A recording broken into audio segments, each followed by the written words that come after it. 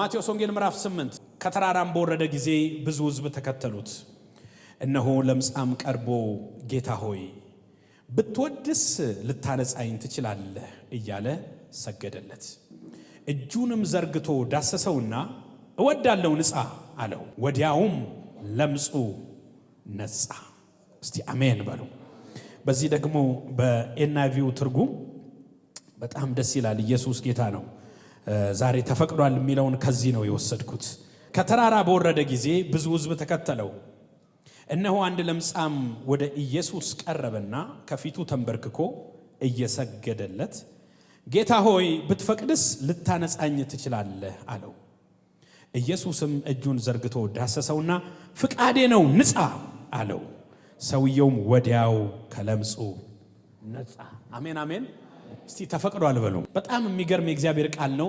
ማቴዎስ ወንጌል ምዕራፍ 8 ባጭሩ ሐሳቡን ልንገራችሁና እዚህ ስፍራ ላይ የምታዩት ጌታችን መድኃኒታችን ኢየሱስ ክርስቶስ ከአንድ ተራራ ላይ ሲወርድ ትመለከታላችሁ። አብረውት በጣም ብዙ ሕዝብ ከተራራው ላይ ወረዱ ይላል። እንደምታውቁት የማቴዎስ ወንጌል ታውቃላችሁ በጣም የተወደደ አንድ ትምህርት ያለበት ወንጌል ነው። የተራራው ስብከት የሚል ወይም የተራራው ትምህርት የሚል የመጀመሪያ ኢየሱስ ክርስቶስ የፈውስ አገልግሎትን ስፔሲፊክሊ የጀመረበት ያሳየበት ስልጣኑን የገለጠበት ከዚህ ከምዕራፍ 8 በኋላ ነው። ከምዕራፍ 8 በፊት ያለው ትልልቅ ትምህርቶችን ጌታ ኢየሱስ ክርስቶስ በማቴዎስ ወንጌል ምዕራፍ 5 ጀምሮ እስከ ምዕራፍ 8 መጀመሪያ ወይም እስከ ምዕራፍ 7 መጨረሻ ለሶስት ተከታታይ ምዕራፎች ስለ ብጽዕና መንገድ አስተምሯል። ስለ ጸሎት አስተምሯል። የመንግስቱን መተዳደሪያ ወይም አንድ አማኝ በእግዚአብሔር መንግስት ውስጥ ሲኖር በምን አይነት መለኪያ በምን አይነት ህይወት መመላለስ እንደሚገባው በጣም የሚገርም ትምህርትን ያስተማረው። ብዙ ሰዎች ይህንን ክፍል የሚናገሩት ሶስቱን ምዕራፍ የእግዚአብሔር መንግስት መተዳደሪያ ይሉታል። ያስማማናል፣ በጣም ጥሩ ነው። የፍቅሩ ወንጌል መገለጫ ይሉታል።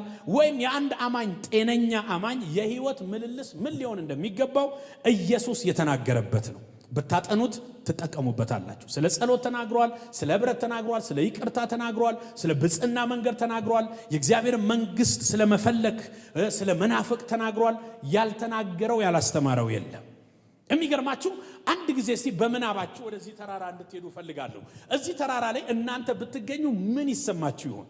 በዚህ ኢየሱስ በሚያስተምርበት ትልቅ የትምህርት ኮንፈረንስ ላይ ታድሞ እስክሪብቶ ወረቀት ይዞ እንደኛ ዘመን ከሆነ እየጻፉ አንደኛ የዋሆች ብፁዓን ናቸው መንግስተ ሰማያትን ይወርሳሉ የሚለው እየጻፋችሁ ስለ ብጽዕና እየተማራችሁ እዛ ጉባኤ ውስጥ ያልተገኘ አንድ ሰው ደግሞ በአጋጣሚ አይደለም ወይም ደግሞ መገኘት ስላልቻለ አይደለም መገኘት እንዳይቻል ወይም እንዳያስችለው የሚከለክል ህግ ስለከለከለው ስለ አንድ ሰው በዛው ቅጽበት እንድታስቡ ፈልጋለሁ።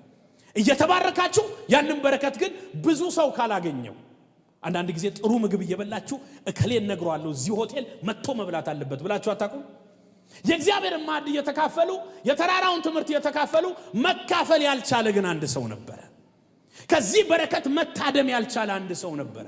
አርፍዶ አይደለም፣ ሰዓት ስለሌለው አይደለም፣ እዛ ጉባኤ መገኘት እንዳይችል የሚያደርገው የሙሴ ህግ የሚከለክለው አንድ ምስኪን ሰው ከተራራው እግርጌ ኢየሱስን ይጠብቅ ነበር። ወደ ተራራው መውጣት ስላልቻለ አይደለም፣ ጉልበት አለው፣ መውጣት ይችላል። ደካማ አይደለም፣ ግን መውጣት የሚያስችል ራይት የለውም። መብቱን የከለከለው ደግሞ የሙሴ ህግ ነው። ይሄ ሰውዬ ለምጻም ሰው ነው ይለናል። ክልከላ የተደረገበት አካሉ ላይ ባለው በሽታ አማካኝነት ነው። ለምጻም ሰው በመጽሐፍ ቅዱስ ስታጠኑ በተለይ ዘሌዋውያን 13ን ዘሌዋውያን 14ን ስታነቡ የለምጽ ህመም ከባድ ህመም እንደሆነ ታውቃላችሁ። አሁን አንዳንድ ጊዜ በእኛ ዘመን አሰራር ለምጻሞች ወይም የለምጽ ህመም ያለባቸው ምንለው የቆዳ ምልክቱን ብቻ ነው። መጽሐፍ ቅዱስ ግን እሱን ብቻ አይደለም የሚለው። ባይብል የሚለው የለምጽ ህመም ተላላፊ ነው፣ እንደ ወረርሽኝ ነው፣ ቁስለት ያለው ነው። ቆዳ ላይ ምልክት ብቻ አይደለም፣ ወደ አካል ውስጥ የሚገባ ነው። ከዚህ የተነሳ አንድ ሰው በለምጽ ሲገኝ መጽሐፍ ቅዱስ ከማህበረሰቡ ይገለል ይላል። ክልከላ ነው። ይሄ ሰውዬ ክልከላ አለበት። ክልከላው የመጣው በበሽታ ባይዘዌ በህመም ምክንያት ብዙ ክልከላ አለ። አንዳንድ ጊዜ የሚታመሙ ሰዎች በሐኪም የሚከለከሉት ምግብ እንኳን አለ። በቀላሉ ይሄን አትብላ ይባላል።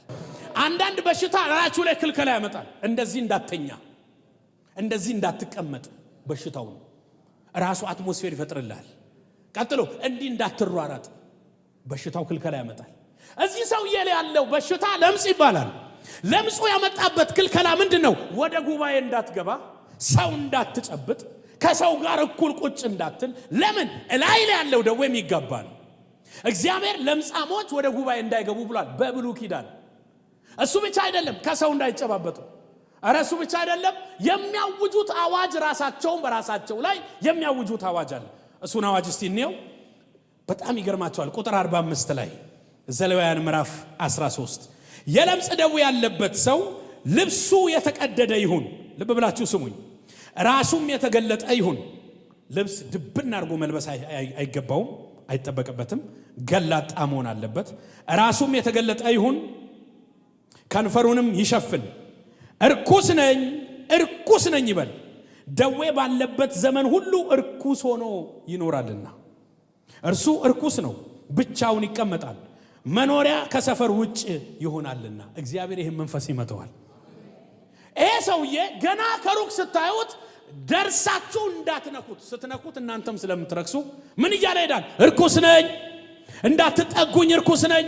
ጉባኤማ አይታሰብም። ቸርች እንደኛ መጥቶ ማሸብሸብ በፍጹም። ኢየሱስ የሚያስተምረው የተራራው የትምህርቱ ኮንፈረንስ ላይ መገኘት በፍጹም። ከሩቅ ሰዎች ወደሱ ሲመጡ እርኩስ ነኝ፣ ከሰፈር ውጭ ነው የሚኖረው፣ ተከልክሏል።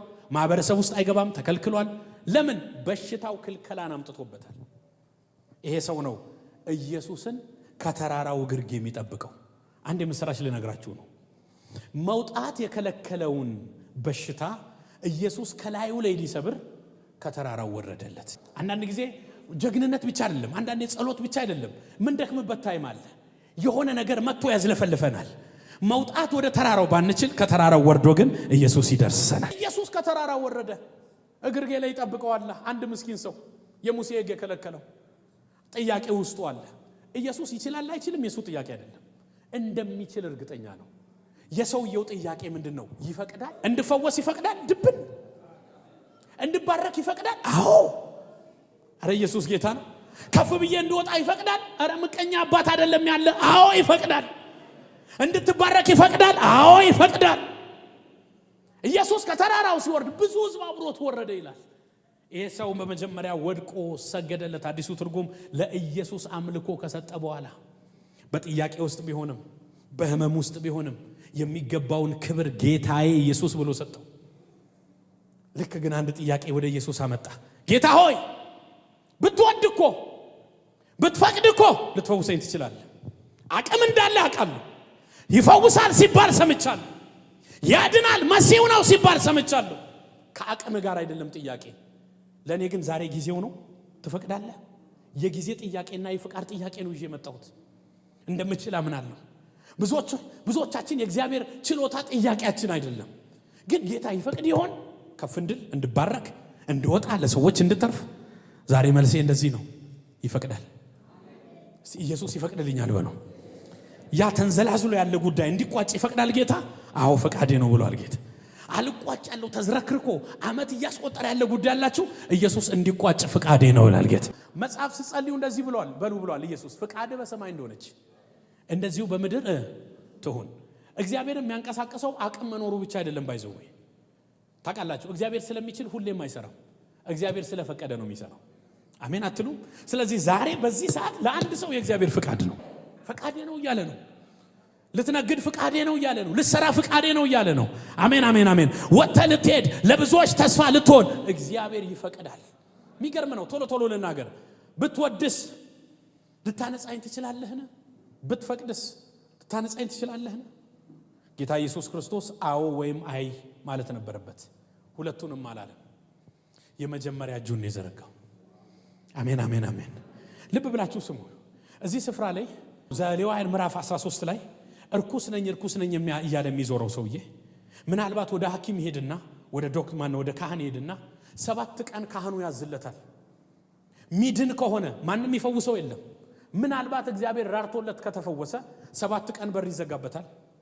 ካህኑ እየመጣ በእጁ አይነካውም። በሆነ የሂሶፕ ቅጠል የሚባል አለ። ውሃ እንኳን የሚረጨው በቅጠል ነው። ሩቅ ሆኖ ነው። በእጁ ዳይሬክት አይነካውም። ለምን? እርኩሰቱ ያልፍበታል። ከአንዱ ወደ አንዱ እርኩሰቱ ይተላለፋል። ከዚህ የተነሳ 7 ቀን ተዘግቶበት ነው የሚቆየው። ጌታ ኢየሱስ አይዘጋብህም አለው። ኢየሱስ እኮ መፈወስ ብቻ አይደለም፣ ሲፈውስ አሸማቆ አይደለም ይፈውሰው። ኧረ አሜን በሉ።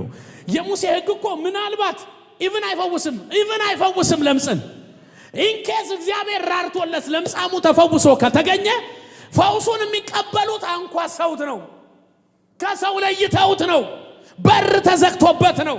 ጌታ ግን እንደዚህ አለ፣ ብትፈቅድ ትለኛለህ ና። መፍቀዴን መጀመሪያ አዎ ብዬ አይደለም ማሳየ፣ እጁን ዘርግቶ ዳሰሰው። ነካው አይደለም የሚለው ዳሰሰው። መዳሰስ የፍቅር ነው ባይዘው። አሜን አሜን አሜን። እናቶች ታውቃሉ ልጆቻቸውን ሲዳብዙ ሲዳስሱ ልጆች በቃ ስማይል ያደርጋሉ። ፍቅር ነው የምትለዋወጠው። ጌታ ኢየሱስ ምን ያህል እንደሚወደው ለማሳየት ወደድኩ ንጻ ማለት ይችላል፣ ሂድና ታጠብ ማለት ይችላል። እሱን አላደረገም። ይሄ ሰውዬ ፈውስ ብቻ አይደለም መጀመሪያ ውስጡ መነካት አለበት። ሞራል ሰበረውን ኢየሱስ መጠገን ፈልጓል። እወዳለሁ ንጻ ከማለቱ በፊት እጁን ዘርግቶ ዳሰሰው። ያንን ሰው የሚያረክሰውን ፓርት ኢየሱስ ወሰደ። ባይዘው መስቀል ላይ ለዚህ ነው ተለዋውጠናል የምንለው። የሱን ጽድቅ ሰጠን፣ የኛን ኃጢያት ወሰደ። አንዳንዶች ሰዎች በእንጨት የማይነኩን ነበርና ኢየሱስ መጣና ሀግ አረገን። ወዳለው አለን፣ አቀፈን፣ ወደ ቤታችን ገባ፣ ወደ ጓዳችን ገባ። ዛሬ ምስራች ላይ ለአንድ ሰው መውጣት ያቃታችሁ ኢየሱስ ይወርድላችኋል። እዛ ስፍራ ክልከላ የተደረገባችሁ ኢየሱስ ይመጣላችኋል። ሃሌሉያ። ይሄ ሰው ከዚህ ቀን ጀምሮ አይደለም ተራራ ላይ የትም መገኘት ይችላል። ለምን? የሚያሳፍረውን ፓርት ኢየሱስ ወስዶለታል። እስቲ ተፈቅዶልኛል በለው። እወዳለው ንጻ አለው። እጁንም ዘርግቶ ዳሰሰውና ወዲያው ሰውየው ከለምጹ ነጻ። ቅጽበታዊ። የሙሴ ሕግ አይነካው፣ የሙሴ ካህን አይነካው። የአዲሱ ኪዳን ካህን ያውም ኢየሱስ ዳሶ ፈወሰው። እሱ ብቻ አይደለም፣ የሙሴ ሕግ 7 ቀን ይዘጋበታል። ኢየሱስ ክርስቶስ ወዲያው ኢንስታንት ሚራክል ይባላል። እንዴት ካላችሁ ያለ ፕሮሰስ 7 ቀን ለማንኛውም ይዘጋባል አለ። ቀጥታ ኢየሱስ ያለው ሂድና ራስህን ለካህን አሳይ። ምን ማለቱ ነው? ካህናት 7 ቀን ዘግተው ነው መፈወስን የሚያረጋግጡ። እኔሳ በቅጽበት መፈወስ ይችላል። ኢየሱስ እዚህ ጋር ባይዘው የመፈወስ ስራ ነው የሰራው። ምዕራፍ 8ን ስታዩ እስከ ቁጥር 16 ባጭሩ በአንድ ቀን 3 ፈውስ ነው ያደረገው። ለምጻሙን ፈወሰው ዳሶት በፍቅር።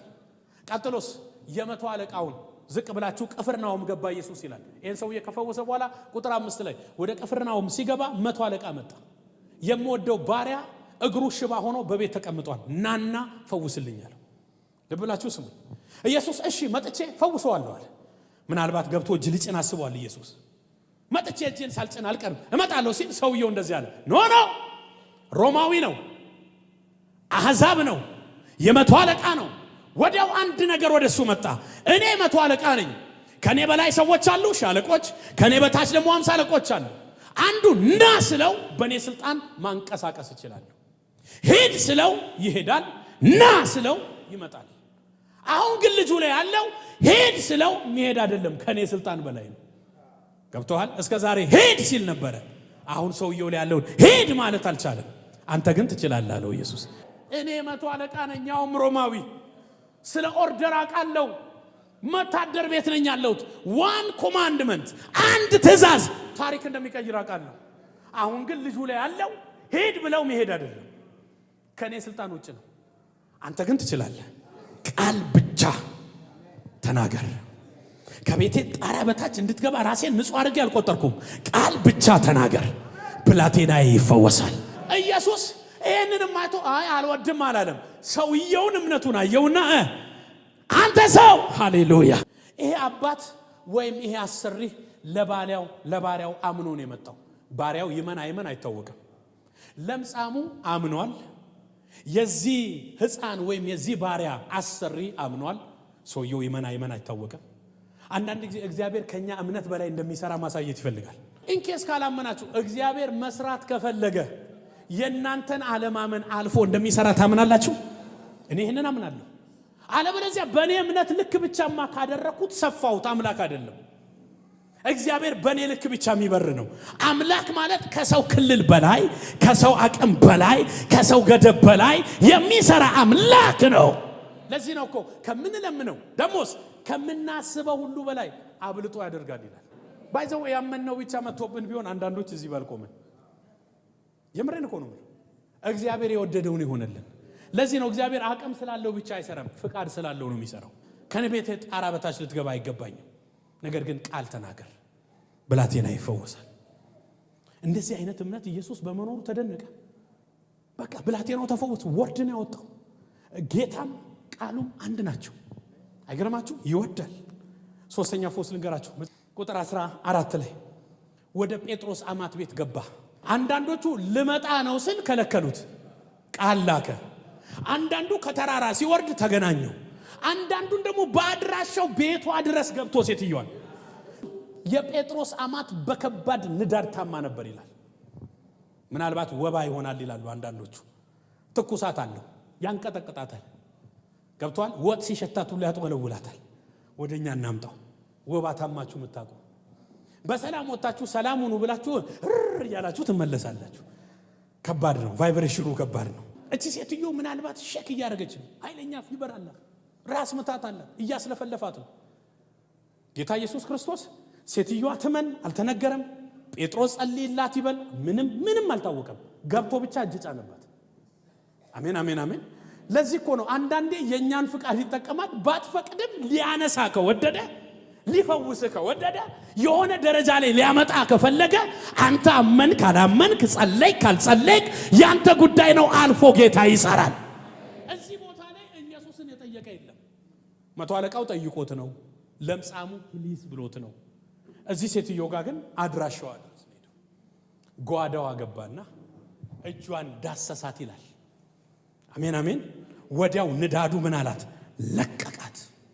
የዚህ ደግሞ በጣም በሚገርም ኢንስታንት መሆኑን የምታዩት መልቀቁ ብቻ አይደለም፣ ተነስታ አገለገለቻቸው።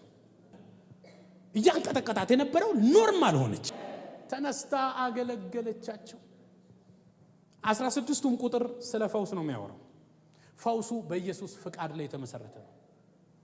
ኢየሱስ ምን ያህል ፍቃደኛ እንደሆነ ነው የሚያሳየው። ዛሬ ፈውስል የአካል ህመም ብቻ አይደለም። አንዳንዴ ቤት ይታመማል፣ ኪስ ይታመማል፣ አስተሳሰብ ይታመማል፣ ስራ ይታመማል፣ ቢዝነስ ይታመማል። እግዚአብሔር ፈውስን ያመጣል። ሂሊንግ የሚለው ትርጉሙ ብዙ ነው። አንዳንዱ ሪፔር ማድረግ ነው። አሜን አሜን። ይተካል። ሂሊንግ የሚለው አሜን አሜን፣ ሪፔር ያደርጋል። ንቅለ ተከላ ደግሞ የሚባለው አለ አይደል? ሪስቶር ያደርጋል። ኢየሱስ ጌታ ነው። እግዚአብሔር ሪፔር በሂሊንግ ውስጥ አለው። ሪፔር ብቻ አይደለም፣ ሪስቶር አለው። ሪስቶር ብቻ አይደለም፣ ሪክሬት አለው። ይሄ የሶስቱ የሂሊንግ ፓኬጅ ነው። ያድሰዋል፣ ታመ ከሆነ ንቅለ ተከላ ያደርገዋል። ይሰቀጥቀ ነበር እዚህ ጋር አይሰራም ተብሏል። ቀጥሎ አዲስ ይገባለታል። ብራንድ ኒው ኩላሪቲ ይመጣል። አሜን አትልም እንዴ? ሐኪም እንኳን ንቅለ ተከላ እያለ ነው። አሜን። በኢየሱስ ስም ያደርገዋል። እሱ ብቻ አይደለም፣ አንዳንዴ ደግሞ ሪስቶር ያድሰዋል። እግዚአብሔር ሊፈውስ ከወደደ አካልን ብቻ ሳይሆን ኢኮኖሚን ይፈውሳል፣ አስተሳሰብን ይፈውሳል፣ ትዳርን ይፈውሳል፣ ገንዘብን ይፈውሳል፣ ምድርን ይፈውሳል። ዛሬ ፈውስ ይሆንልን። ለፈውሳችሁ ኢየሱስ ፈቅጃለሁ ብሏል። አምናችሁ እንደዚህ ሰውዬ ኢየሱስን ልንካው እሱ ከፈቀደ ያድነኛል ብላችሁ የመጣችሁ ይነካችኋል። እንደ መቶ አለቃው ቃል ይዤ ልሂድ ብላችሁ የመጣችሁ ቃሉ ወደ ቤታችሁ ይገባል። እንደዚህ ሴት ደግሞ ጓዳዬ ድረስ ያላችሁ ባድራሻችሁ መጥቶ የናዝሬቱ ኢየሱስ እጁን ይጭንባቸዋል። ፋይናሊ ምን ሆነ? ሶስቱም ጋር ሂሊንግ ሆነ፣ ፈውስ ሆነ። መልእክቴን ልሰር። እግዚአብሔር እንደዚህ ነው ያለኝ፣ ለፈውስ ፍቃደኛ ነኝ። ዛሬ እኔ ያልታመምኩም በጌታ ሰላም ነኝ። ግን ጓዳዬ ካላችሁ ጓዳችሁም ይፈወሳል፣ ስራችሁ ይፈወሳል። አይ እኔ ስራዬም ጥሩ ነው ነገሬም ጥሩ ነው ብቻ የሆነ ትዳሬ አካባቢ ሸቃባ መንፈስ አለ ካላችሁ እግዚአብሔር ትዳርን ይፈውሳል። አሜን አትሉ? የምሬን እኮ እህል ውሃን ይፈውሳል ይላል፣ አፈርን ይፈውሳል ይላል እግዚአብሔር፣ አየርን ይፈውሳል እግዚአብሔር፣ ኪስን ይፈውሳል፣ አካውንትን ይፈውሳል። ከሰው መሃል የሚቀላቀላችሁ አላችሁ። እንደዚህ ለምጻም ወደ ጉባኤ እንደቀላቀለው እኔንም እንደ ሰው ያላችሁ ከሰው በላይ እግዚአብሔር ይቀላቀላችኋል።